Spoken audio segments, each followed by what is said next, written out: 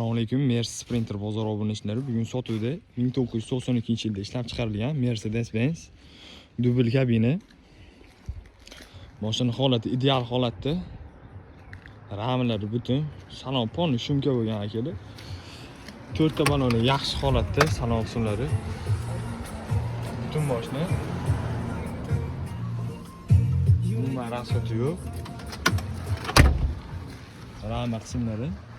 Butun radnoy, bortining uzunligi 3,5. Orqa ko'rinishi. Umuman rasxoti yo'q. Mashina rullari gidravlika, motor 601, dokumenti joyida akalar. Mashina orqasida ham odam ketsa bo'ladi, qiziqqanlar bo'lsa. Orqasi 15 diska akalar. Mashina umuman kamchiliklari yo'q.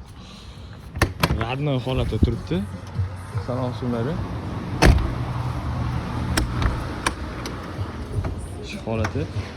Akalar, mashina puliga keladigan bo'lsak, Mercedes Sprinter bozor obunachilari uchun 7000 oz-moz kami bor. Pastdagi telefon nomerlariga aloqaga chiqib bog'lansanglar bo'ladi.